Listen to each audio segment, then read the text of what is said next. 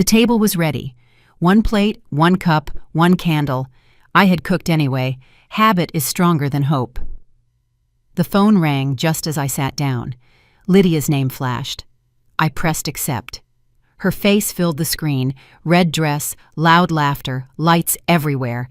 Behind her, people shouted, "Merry Christmas!" Someone clinked a glass, music played, all noise, no warmth. She smiled wide. "Oh, Helen, we forgot you. Merry Christmas." I stayed calm. "Did you?" She laughed, covering her mouth. "You know how it is. Too many guests, too much food. We thought you'd prefer quiet." Ethan was next to her. My son. He looked at his plate, not the camera. "Hi, Mom," he said softly. "Hi, Ethan." I waited for him to look at me. He didn't. Lydia spoke again. "We didn't want to bother you. You get anxious around crowds, remember?" "I remember," I said. "I didn't know my family counted as a crowd." She blinked, still smiling. "Oh, don't be like that. We'll make it up next year." "No need," I said. "I've got my own party." The call froze for a moment. Ethan lifted his head but said nothing. Lydia waved. "Bye, Helen. Enjoy your night." The screen went dark. I looked at my reflection in it, still smiling. I picked up my cup. "They uninvited me without even saying the words," I said quietly. The phone buzzed again, a message from Lydia. "We kept it small, didn't want you to get tired." I stared at it for a moment, then typed back, "How thoughtful." A moment later, another message appeared from Ethan. "Mom, sorry about the mix-up. Lydia thought you'd be resting. Love you." I typed slowly, "Resting? I've rested all year," then deleted it before sending. Instead, I wrote, "Merry Christmas, son." No reply, just seen. I turned off the music and listened to the refrigerator hum. I looked at the empty second chair and almost laughed. It was funny how absence could take up so much space. The doorbell rang once.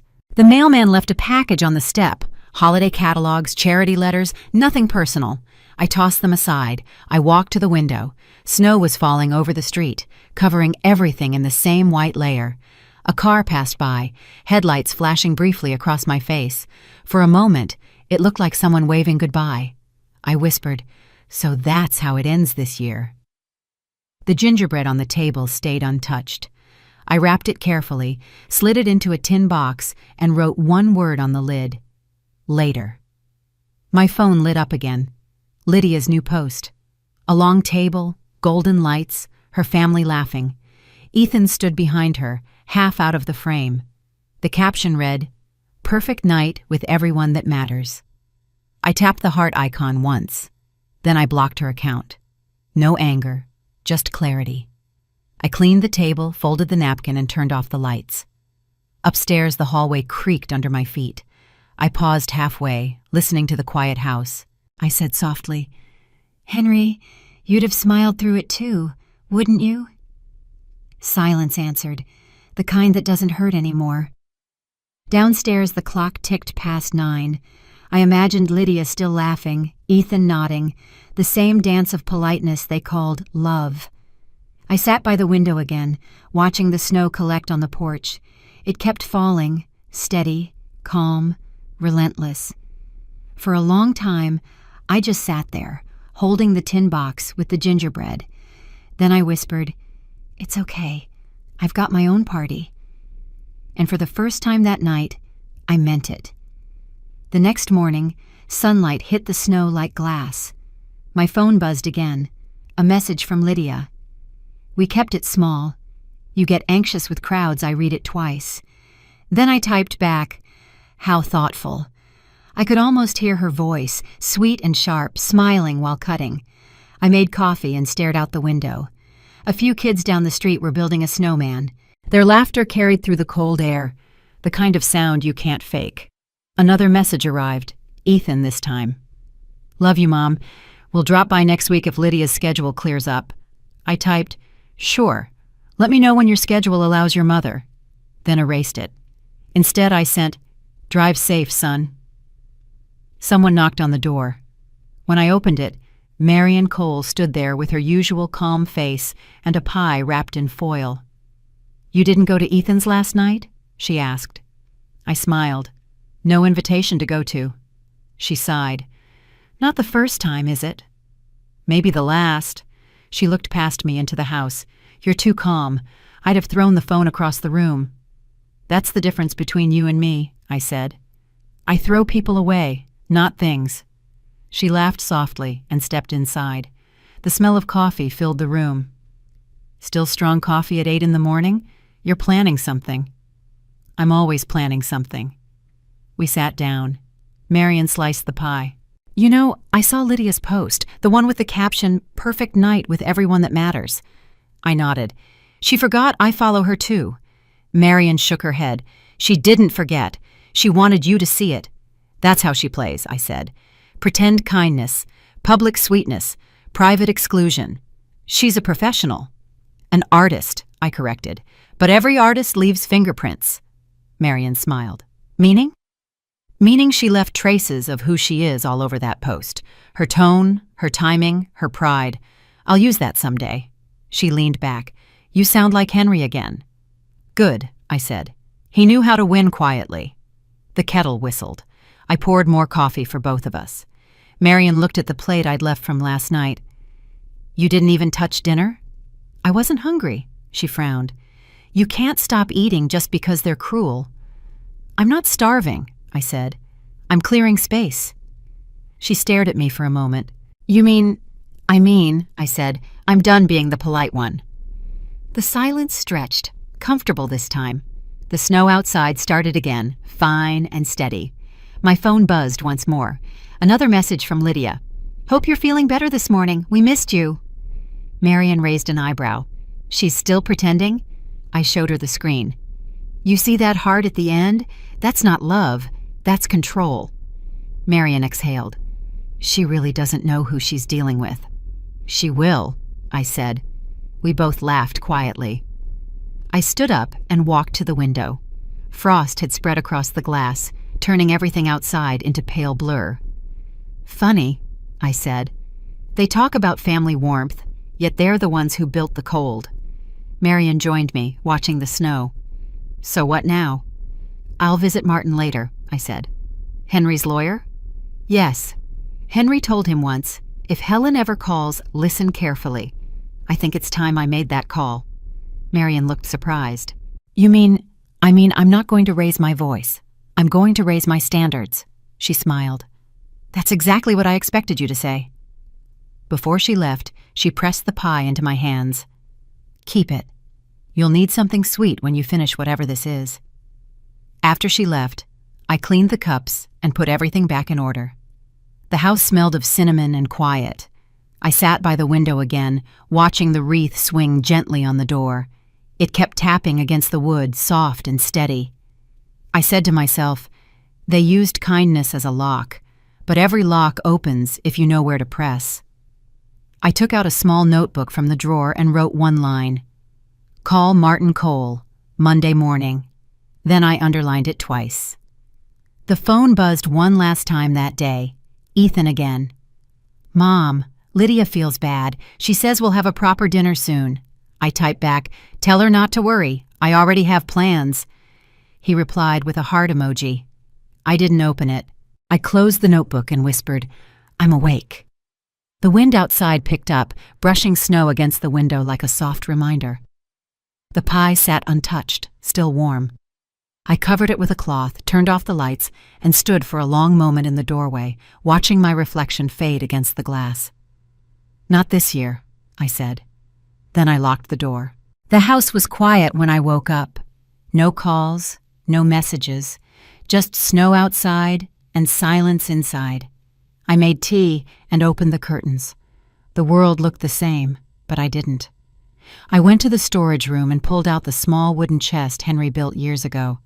His handwriting was still carved on the lid, for when the world forgets you. I whispered, Well, Henry, it did. I opened the chest. Inside, a folded handkerchief, a small music box, and an envelope sealed with his initials. I turned the key on the box, and the melody began. Silent Night. I smiled. You always liked that one. The note was short, written in his neat, firm hand.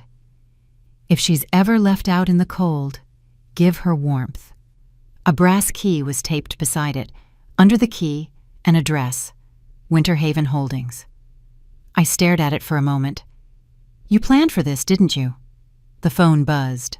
Marion. Morning, she said. How are you holding up? Better than expected. Doing what? Following instructions. What kind? The kind my husband left in a locked box. That sounds very Henry, she said. It is. He left me a key and an address, and a reason to stop being polite. Marion chuckled. You're not wasting time, are you? I wasted enough already. Want me to come over? No, I said. If he wanted witnesses, he'd have written more letters. You're sure about this? I'm sure about everything I do after someone lies to my face. She went quiet. Call me when you get back. I will. When the call ended, I turned the music box again. The melody played slower this time, like a memory trying to stay alive. I looked at the brass key in my hand. It was heavier than it looked. Henry used to say, "Protection isn't love, preparation is." Back then, I thought he was being dramatic. Now I understood. I placed the note beside the piano.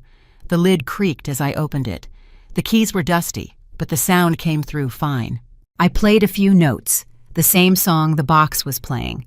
The phone buzzed again, this time from Ethan. Morning, Mom. Lydia says she'll bring leftovers later. I typed back, no need, I've had enough leftovers this year, then deleted it. I sent, I'm busy today, tell her thanks. He replied with a thumbs up. That was all. I shut the phone off. Good, stay busy, I said to the empty room. I took out my planner and wrote one line, call Martin Cole, then I dialed. He answered on the second ring. Helen? Yes, Henry told you I'd call one day. His tone didn't change. He did. He said, when she calls, she'll already know what she wants. I do. I have a key and an address. I assume you know the rest. He paused. Winter Haven Holdings? Yes. Then you should come in. He left everything ready. Tomorrow morning, I said. And Martin? Yes. Bring coffee. I like it black when it's time to talk about money. He laughed quietly. Still the same Helen? No, I said. Smarter. When the call ended, I put the phone down and looked at the piano again. You really didn't trust anyone, did you, Henry? The silence answered for him. I opened his letter again, looking for something I might have missed. At the bottom, one more line written in his fading script. She won't need anger. She'll need a plan. I smiled. Then that's exactly what she'll have. I packed the music box, the key, and the letter into my handbag.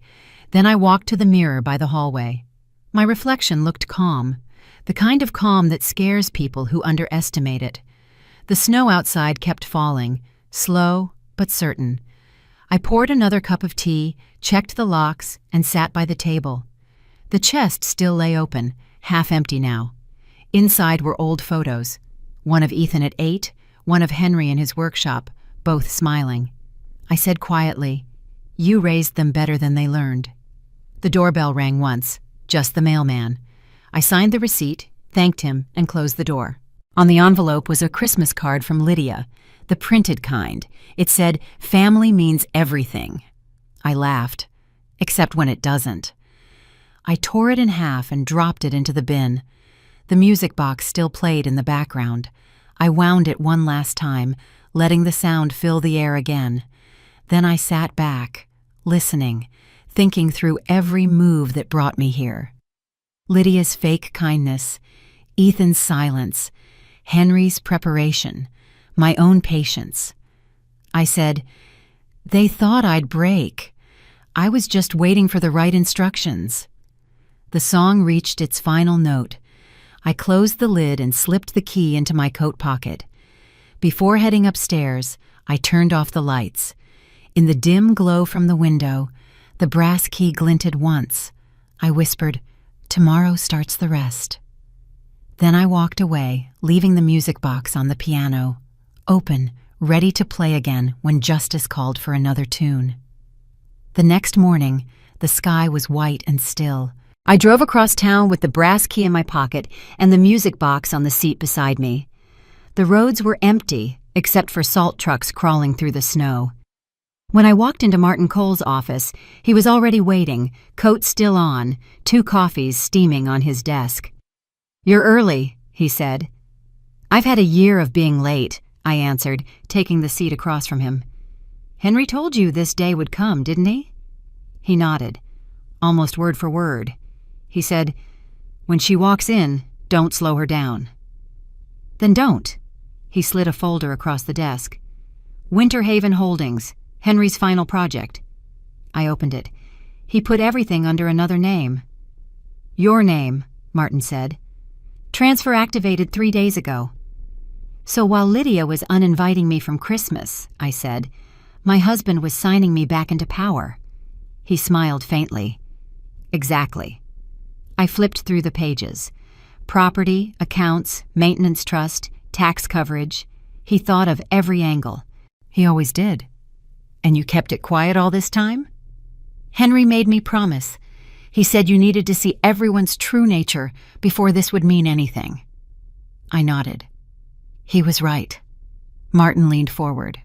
"The villa is ready. All legal approvals processed. No one else has access." "Not even Ethan?" He shook his head. "Not unless you allow it." "I won't." Martin took a sip of coffee. "He also left a letter for you." "Of course he did. That man never let a conversation end without a plan." Martin handed me a sealed envelope. "He said to give you this once the papers were in your hands." I didn't open it yet. "Later," I said. "Right now, tell me what I need to sign." He pointed to 3 places. "Here, here, and here. This acknowledges transfer of ownership and confirms your authority as executor." I signed each page without hesitation. "How long before the records update?"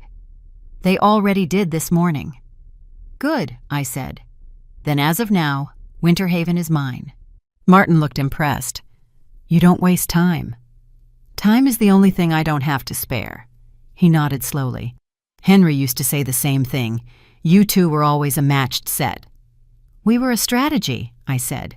"Love was the bonus." He smiled. "So, what will you do with it?" "I'll go there tomorrow. I want to see what he left me." Martin hesitated. "Helen, if you'll allow me to say this, you're remarkably calm." "I learned that from watching people lose control." He laughed softly. "That's a dangerous skill." "Effective, though."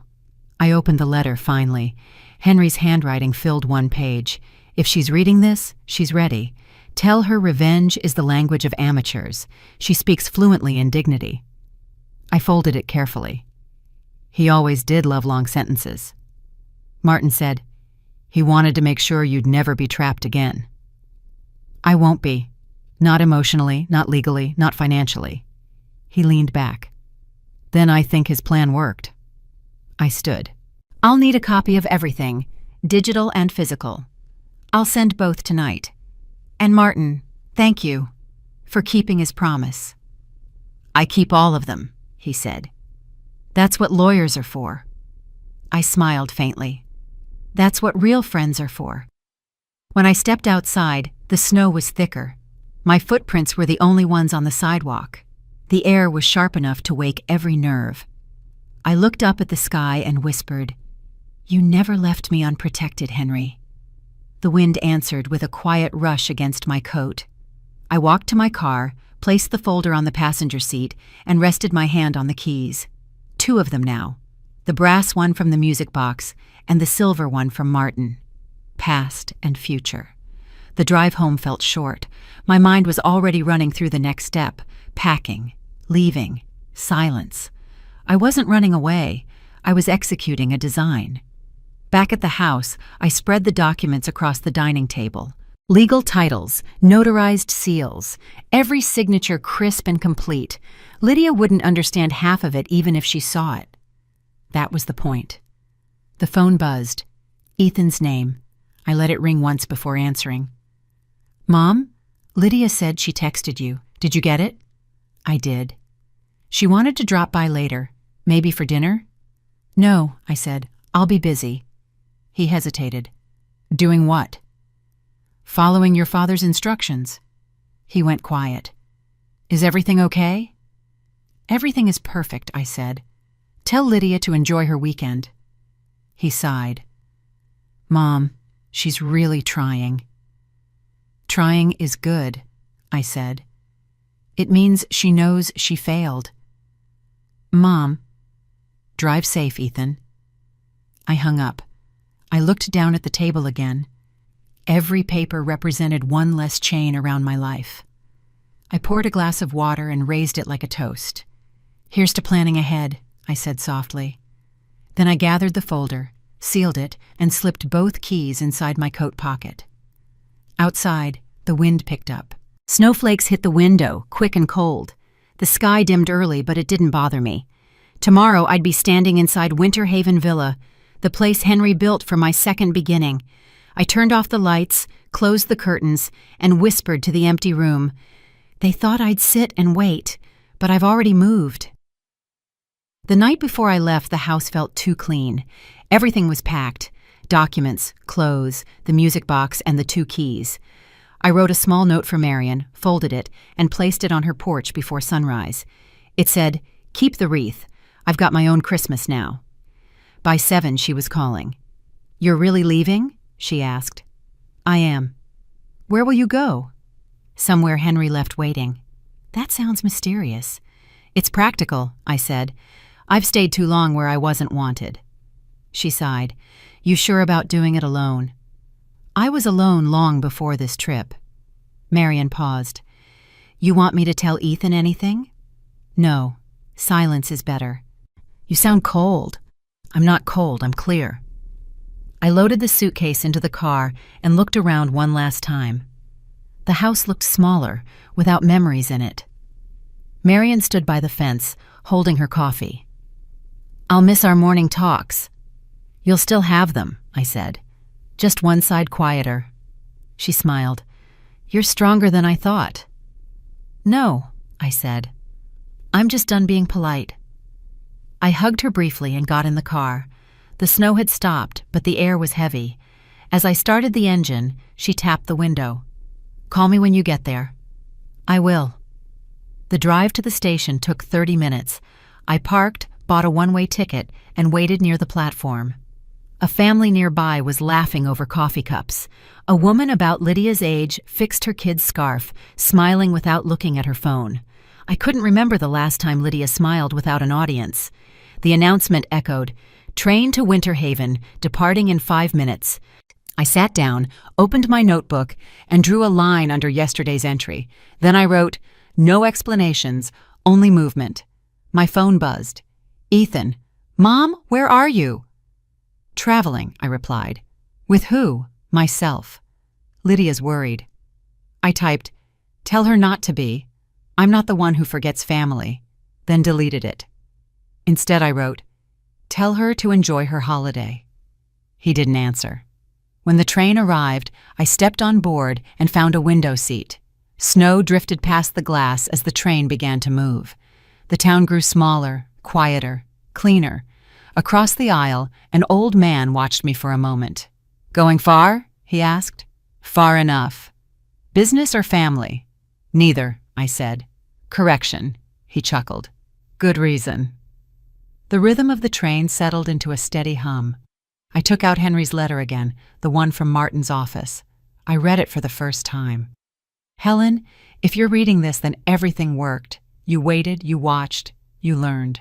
That's all I ever wanted, for you to see how quiet power looks." I smiled faintly. Mission accomplished. Another message appeared on my phone. Lydia this time. "We missed you yesterday. Hope you're resting." I didn't answer. I turned off the phone completely. The train entered open country, snow spreading over empty fields. The sunlight reflected off the ice like glass shards. I leaned my head against the window and watched it blur by. Henry's words stayed in my mind. Quiet power. I thought about every time I'd stayed silent, every time they mistook it for weakness. Silence was never surrender. It was strategy. A voice came over the speaker. "Next stop, Winter Haven." I packed my things. The man across from me said, "You visiting family there?" "Not yet," I said. "I'm building one." When the train stopped, I stepped onto the platform. The cold hit instantly, sharp and bright. The air smelled of pine and distance. A cab driver waved. "Need a ride, ma'am?" "Yes," I said. Winter Haven Villa." He nodded. "Big house by the lake?" "Yes." "People say it's been empty for years." "Not anymore." As we drove through the forest road, snow covered everything except the thin black line of asphalt. The driver talked about the weather, the lake, and the quiet winters. I just listened. When we reached the hill, the iron gate appeared, tall, black, elegant. The sign read, "Winter Haven Villa." I stepped out, paid the fare, and stood there for a moment, watching the wind move through the trees. I unlocked the gate with the silver key Martin gave me. It turned smoothly, like it had been waiting. Inside, the path curved toward a large stone house facing the frozen lake. Candles glowed faintly through the windows. For the first time in years, I felt like someone had been expecting me. I whispered, "You really built me a fortress, Henry." I walked up the steps, opened the door, and stepped into warmth. The clock inside ticked softly, and the scent of cedar filled the air. I set my suitcase down and looked around.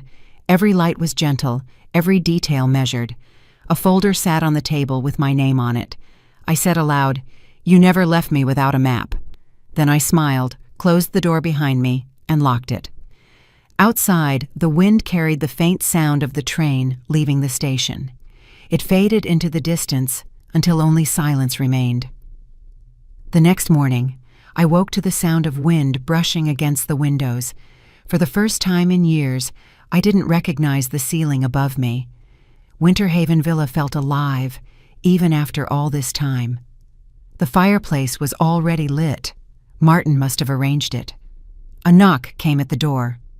"Come in," I called. Martin stepped inside, his coat covered in snow. "I thought you'd still be asleep." "I don't waste mornings," I said. "You brought the folder?" He placed it on the table. "Everything Henry prepared. Deeds, maintenance records, bank details, it's all yours." I opened the folder. "How long have you known about this place?" "Since the day he finished the paperwork. He said, 'Keep it quiet until she's ready to stop asking permission.'" I smiled. He knew me too well. Martin handed me a cup of coffee. "Welcome home, Helen." "Home," I repeated, looking around. Strange word, isn't it? Depends on who you share it with. He nodded. "You're planning to stay?" "For a while," I said. "Then I'll decide what comes next." Martin looked out the window. "Henry would be proud. He wanted this to be more than just property." "I can tell," I said. He left it warm, not rich. He pulled an envelope from his pocket. "There's something else. His last note." I opened it. Inside was Henry's handwriting again. "If they forget your worth, let others feel it through your hands." I looked up. What did he mean? Martin smiled. "You'll understand when you see the second floor." We climbed the staircase. The house smelled of cedar and winter air. He opened a door at the end of the hall. Inside was a wide room overlooking the frozen lake. Long tables, shelves, and blank files lined the walls. "What is this?" I asked. "Henry called it your next movement," Martin said. "He wanted to set up a trust, a foundation, Evergreen Haven, he called it, to help older women who've been pushed out of their homes." I stared at him. He wanted me to turn this place into that? He didn't say you had to. He said you'd know when the time was right. I walked toward the window. The lake shimmered under the morning light, perfectly still. "He built pain into purpose," I said quietly. Martin joined me. He believed people like Lydia don't just need punishment. They need witnesses. This place was meant to prove dignity lasts longer than cruelty. I turned to him. "You think I can do that?" "I think you already are." I smiled faintly. "Then I'll make it official." He looked relieved. "So you'll continue what he started?" "Yes, but I'll do it my way. No charity speeches, no announcements, just quiet justice." Martin nodded. That's exactly how he wanted it. I opened the music box I'd brought and placed it on the table. The melody began to play. The sound echoed through the room, gentle and steady. "Still works," Martin said. "It always will," I said. "He built it with his hands." We stood there for a moment, listening. Then I asked, "Can you handle the legal setup for the foundation?" "I'll draft the documents today." "Good. Make sure it's independent. No family involvement. Lydia and Ethan stay out of it." He hesitated. "Ethan might not take that well." "He'll take it however I present it." Martin smiled. "Still sharp." "Sharper," I corrected. I had time to sharpen in silence. He looked at me with quiet respect. "You remind me of Henry Moore every day." "I remind myself of who I used to be before politeness became a leash." He nodded. "Then Winter Haven is in the right hands." I looked around the room again. The view, the papers, the light, it all made sense now. "He turned pain into a blueprint," I said, "and now it's time I draw the rest of the lines." Martin checked his watch. "I'll leave you to it. You have everything you need." "Thank you, Martin, for keeping your promise." He smiled. "For both of you. Always." When he left, I walked back to the window. The snow had stopped. The frozen lake reflected the morning sun like glass. I could see my faint reflection against it. Calm, sure, quiet. I whispered, "You didn't build revenge, Henry. You built renewal." The music box finished its song. I wound it again and let it play. The sound spread through the empty villa like a heartbeat returning. I opened one of the blank folders on the desk and wrote across the top in blue ink, "Evergreen Haven Foundation, Draft 1. Then I picked up the pen Henry left inside the folder. It still worked perfectly. For the first time in years, I didn't feel forgotten. I felt seen by the one person who planned for my awakening. I closed the folder, smiled, and said quietly, "Now they'll learn what silence builds." Outside, the lake stayed still, waiting for spring. Inside, the music played on, steady, patient, and full of quiet purpose. 3 days after I moved into Winter Haven, my phone started buzzing again. I ignored it until the calls stopped and the messages began. Most were from numbers I didn't recognize. One came from Marion. She wrote, "Turn on the news." I did. Lydia's voice filled the room before her face appeared on screen. She stood in front of her parents' house, smiling at a local reporter. "She's fine," Lydia said. "Helen just gets tired around the holidays. She likes to be alone. I told Ethan we shouldn't worry. She's fragile." Fragile. The word slid through the air like a knife. I said aloud, "You should have chosen another adjective, Lydia." The reporter nodded politely. "So your mother-in-law's not missing?" "Not at all. She's probably knitting somewhere warm," Lydia said. "That's what she does best." I muted the TV and laughed softly. "Knitting, yes. A new kind of thread." The phone rang again. Marion this time. "You saw it?" she asked. I did. "She's putting on a show. People online are already talking." "They always talk. Let them." "She called you fragile on live television, Helen."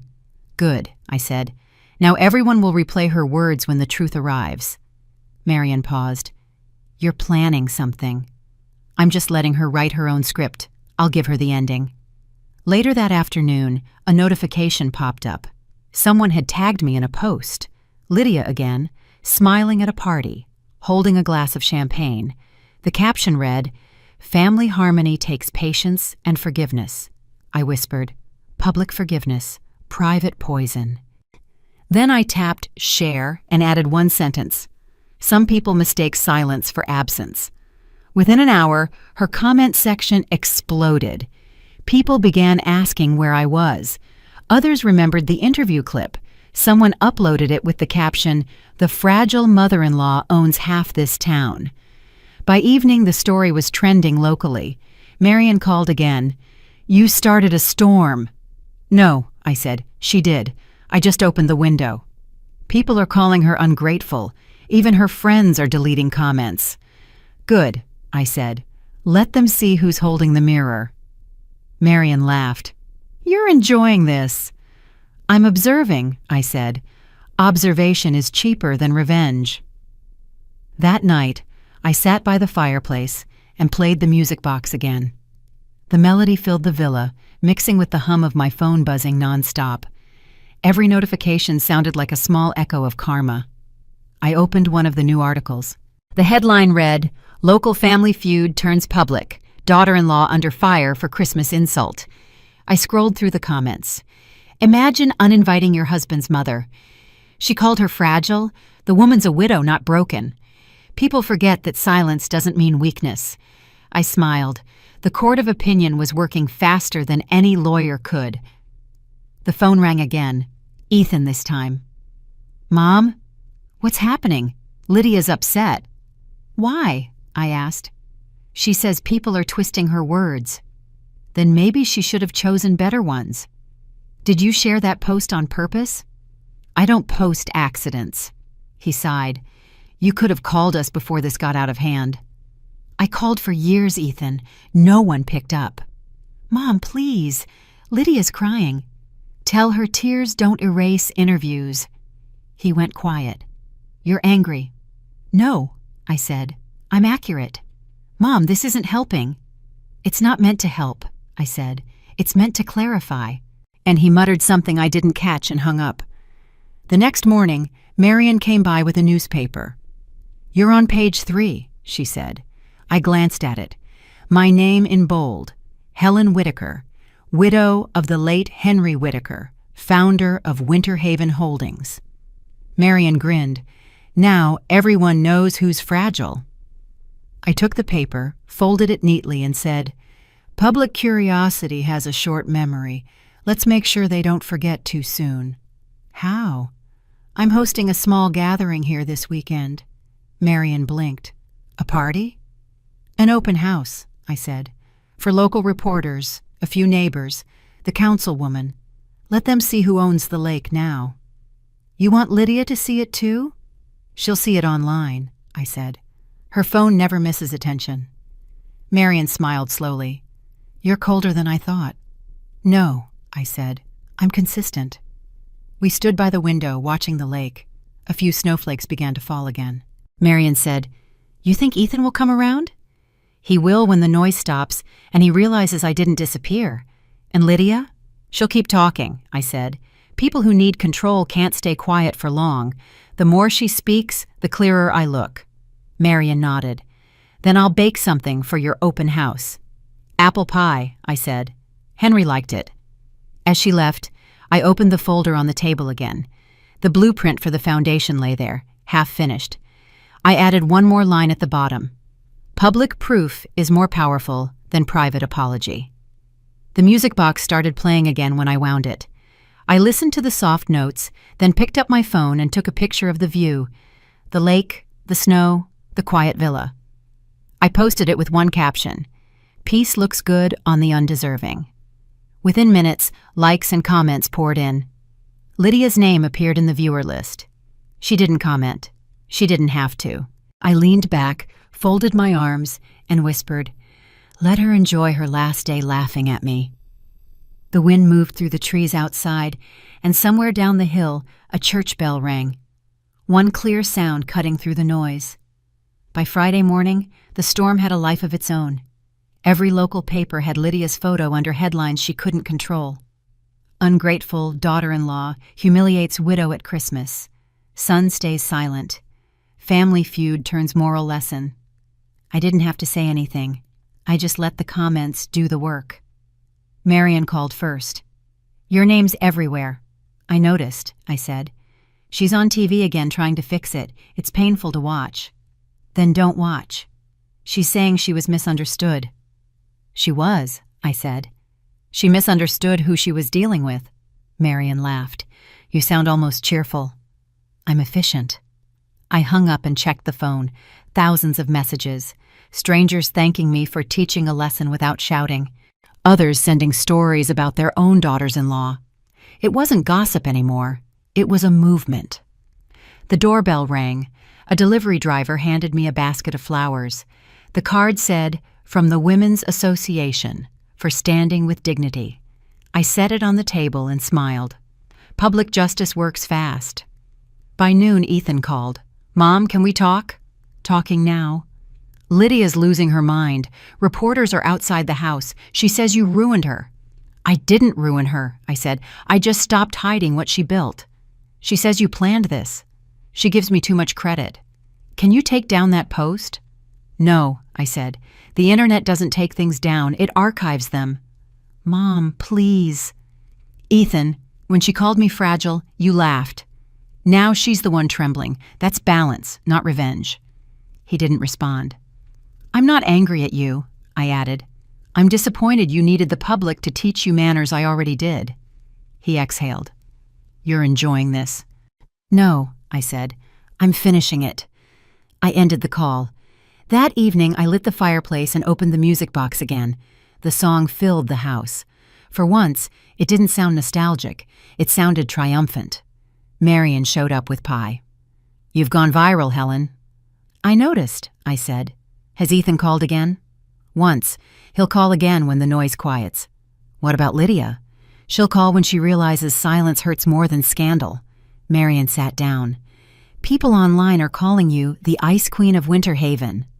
I smiled. "Then they finally got my title right." We both laughed. She handed me the newspaper. The front page showed my post from yesterday. The lake view, the caption, "Peace looks good on the undeserving." Underneath, an opinion column titled, "When Silence Speaks Louder Than Outrage." Marion said, "They're quoting you now." "Good. Words are meant to be useful." She leaned back. "What's next?" "Nothing loud," I said. "Just paperwork." "The foundation?" "Yes. If they're going to stare at me, I might as well make it productive." The doorbell rang again. A young reporter stood outside, shivering in the cold.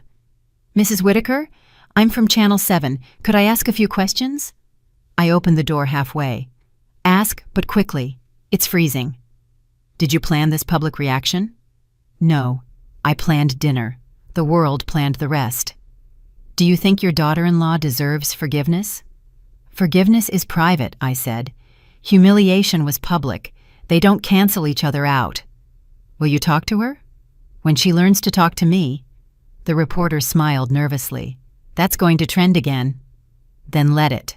I closed the door. Marion laughed from the kitchen. "You're feeding the fire." "I'm not feeding it," I said. "I'm just not freezing anymore." We sat by the fire, the pie between us. "You really think this will end well?" she asked. "It already did," I said. "People finally saw what silence looks like when it stands up." The next day, Ethan called again. His voice was calmer. "Mom, we want to apologize." "We?" "Lydia and I. She wants to come by." "No. Please, just to talk." "Talk publicly?" "She seems to like that format." "Mom, don't—" "I'm not mocking," I said. "I'm reminding. There's a difference." He sighed. "You're scaring her." "She should be scared of herself, not me." He paused. "What do you want, Mom?" "I already have it," I said. Clarity. After the call, I looked out the window. Snow was falling again, soft and relentless. I could see my reflection in the glass, calm, steady. I whispered, "Henry, you didn't build revenge. You built reflection." I sat at the desk and opened the foundation folder again. Across the top, I wrote, Phase 2, Public Registration. As I signed, I thought of Lydia scrolling through her phone, reading every word about herself, realizing the world finally saw her without filters. That was justice. Not loud, not cruel. Inevitable. The music box finished its song. I wound it once more and said softly, "Merry Christmas, Lydia."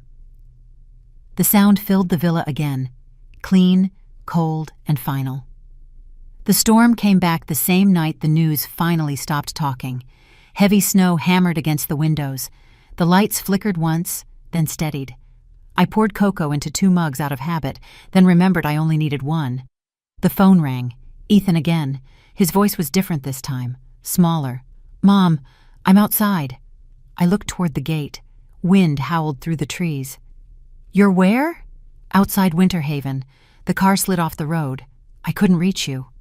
You shouldn't have driven in this weather. I needed to see you. Please, open the gate. I put on my coat and boots, stepped out into the cold. The snow came in sheets, blinding white. By the time I reached the gate, I saw his car half buried. He stumbled toward me, soaked and shaking. Get inside, I said. He nodded, barely speaking. I helped him into the house. His hands were numb, his face pale. I placed a blanket around him and set the mug in front of him. He tried to speak. Drink first, I said. He obeyed. Steam fogged his glasses. For a while, we just listened to the wind. Finally, he said, Lydia's gone. Gone? She packed and left. She said she couldn't take the attention anymore. The comments, the reporters. She blamed me, then you. She's not wrong, I said. We both played a part. He looked up. Mom, I'm sorry. I should have defended you. I should have stopped her. You didn't, I said. But now you're here. That's something. He lowered his head. I don't know where to start. You already did, I said. You walked through the storm. He laughed weakly. You make it sound easy. It isn't, I said, but it's necessary. He looked around the room, at the fire, the documents, the calm. This place. You really live here alone?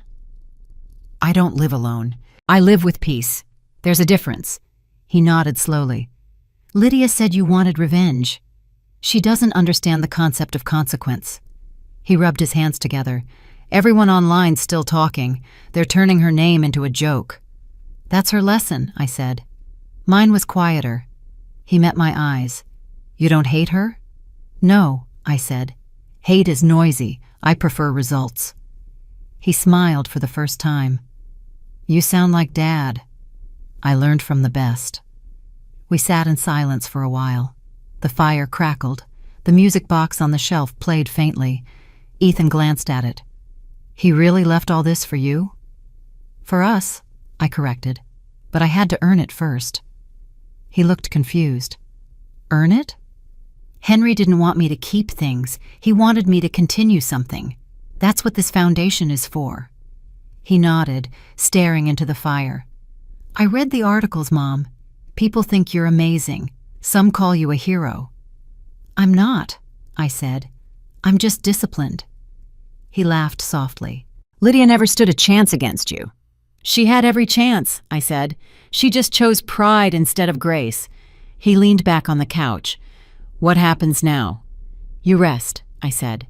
Then you figure out who you are without her voice in your head. He nodded. I'd like that. You'll have to work for it. Start small. Call Marion tomorrow. She'll find you something to do. He looked surprised. Work? You're sending me to work? Learning responsibility is cheaper than therapy, I said. He laughed again quietly. The storm outside grew louder. I stood and added another log to the fire. He said, Mom, can I stay here for a while? For tonight, I said. After that, we'll see. He nodded.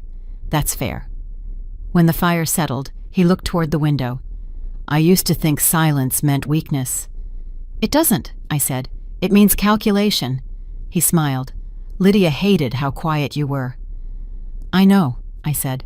Noise comforts the guilty. He looked back at me. I'm sorry, Mom. I know, I said softly. That's enough for now. We sat together, neither speaking. The wind roared outside, but the house stayed steady. After a while, Ethan said, I remember when Dad used to make us cocoa after snowstorms. I do too, I said. He said sweetness makes people listen. Ethan smiled. You think he'd forgive me? He already did. He left you enough time to fix it. He looked at the clock. It's past midnight. Then it's a new day, I said. He finished the cocoa, stood up and said, Thank you for letting me in. I nodded. Next time, knock sooner. He laughed under his breath. I will. He went upstairs to the guest room. I watched him go, then turned to the fire again. The flames flickered softly, reflecting on the silver key lying on the table. I picked up the music box and wound it once. The song filled the quiet air. I whispered, Forgiveness doesn't need words. Outside, the storm began to fade, leaving only the soft patter of melting snow. I stood by the window, looking out into the darkness. The villa lights glowed against the ice. For the first time in a long time, I wasn't waiting for anyone's call. The storm ended at dawn. The snow outside glittered, untouched and blinding. I was making breakfast when Martin called. "She's here," he said. I stopped. "Who?" "Lydia, at the gate. She says she wants to talk." I looked out the window. Through the trees, a small figure stood beyond the iron bars, red coat against the white. "Of course she does," I said.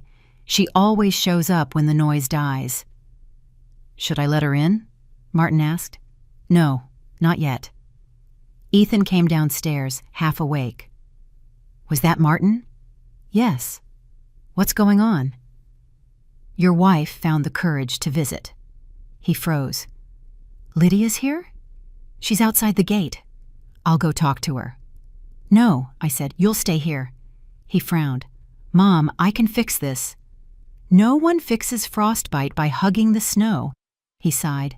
"She's crying, isn't she?" "Probably," I said. "Tears photograph well." He looked out the window, guilt written all over his face. "Can I at least see her?" "You can watch," I said. "From here." I stepped outside with Martin following behind. The air bit through my coat, but the cold felt useful. It cleared the mind. Lydia stood gripping the gate with both hands. Her eyes were red. "Helen, please, I just need a minute." I stopped a few feet away. "You've had a year of minutes." She shook her head. "I made mistakes. I said things I shouldn't have." "Yes," I said. "You did." "I thought you'd understand. You've always been so composed. I was jealous." "Of what?" "Of the way Ethan looked up to you."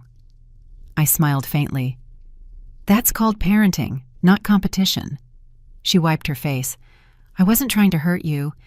The interview was deliberate," I said. "You practiced that smile." Her voice cracked. "I lost everything, Helen. My job, my reputation, my friends. People whisper my name like it's poison." "Actions echo louder than intentions," I said. She pressed her forehead against the gate. "Please, I just want to make it right." "Make it right for who? For the audience? Or for yourself?" "For you," she whispered. "I was wrong." I studied her face. The wind tossed her hair across her eyes. Behind me, Martin stood quietly. "Let her in?" he asked softly. "No," I said. "Let her stand a while. The wind may teach her something." Lydia's breath came out in small clouds. "You're really going to leave me out here?" "You left me out once too. Difference is, I had a roof." Her lips trembled. "Please." "Lydia," I said evenly, "you built this storm. Now feel the weather." She gripped the bars harder. "You're cruel." "No, I'm consistent." Martin stepped closer. "Helen, she's freezing." "So was I," I said. "It didn't kill me. It clarified me." Ethan opened the door behind us. "Mom, please, let her in."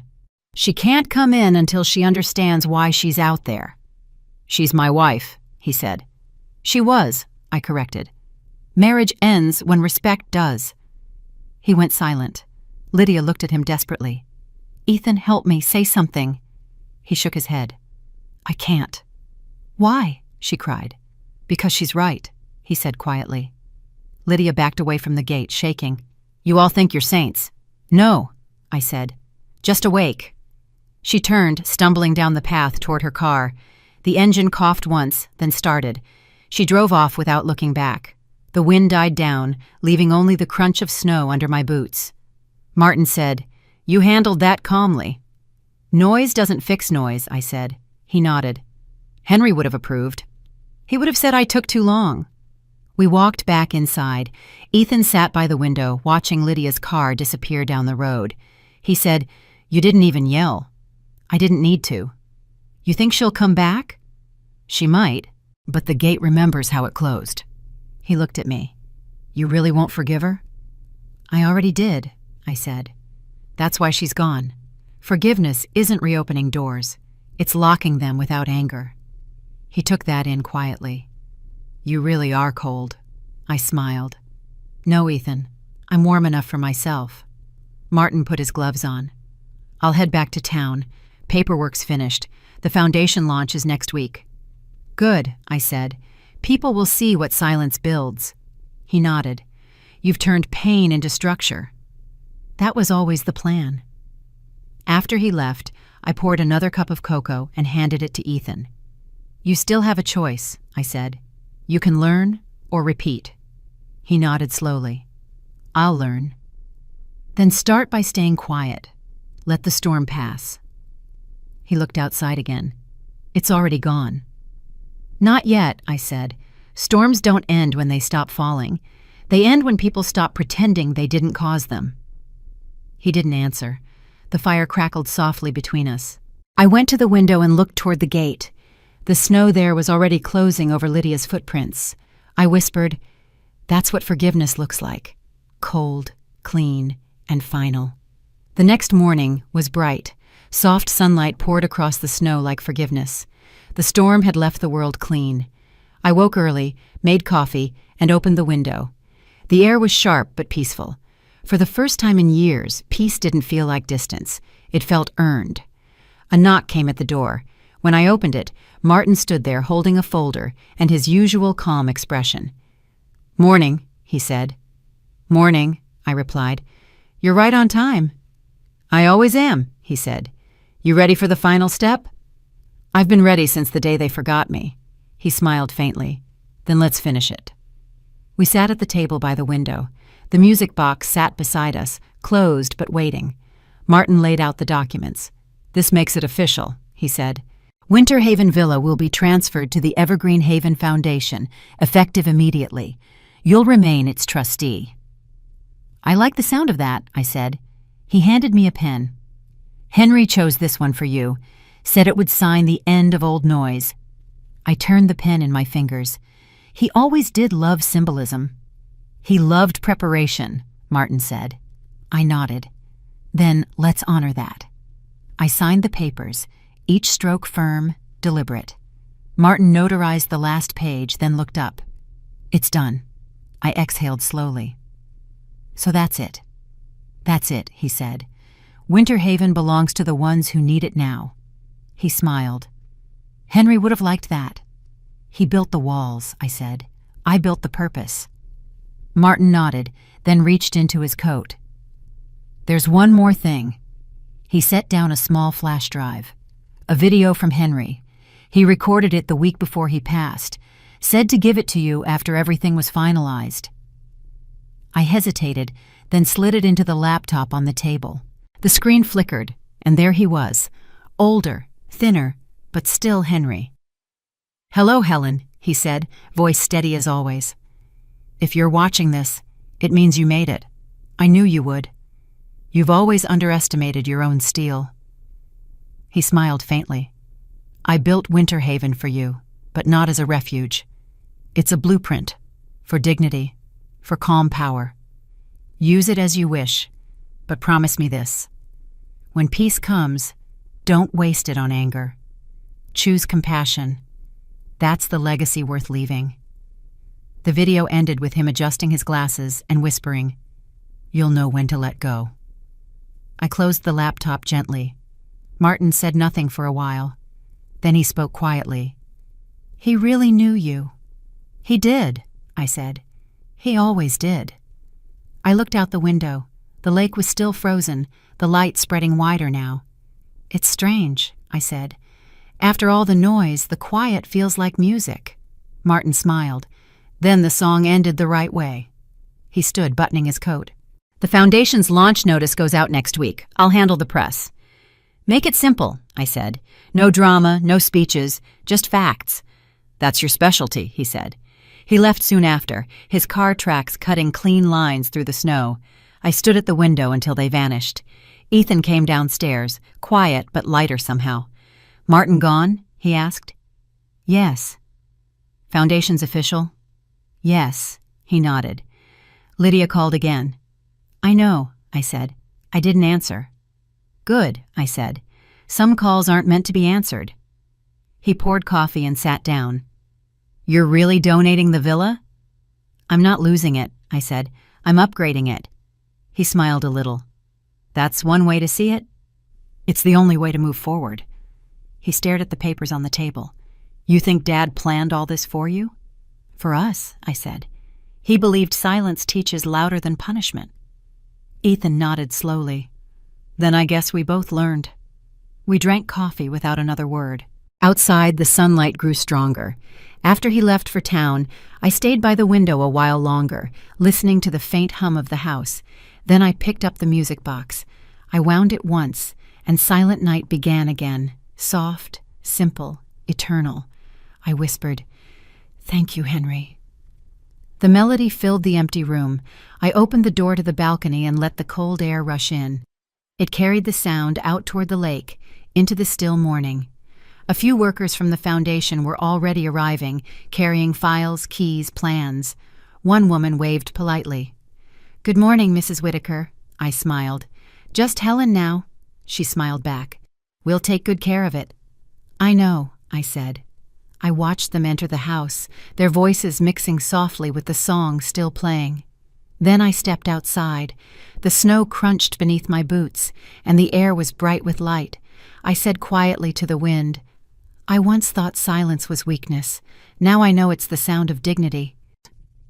The music box finished its final note. The lake shimmered in the sunlight. I turned away and closed the door behind me. Winter Haven was no longer mine, but the peace it taught me would always be.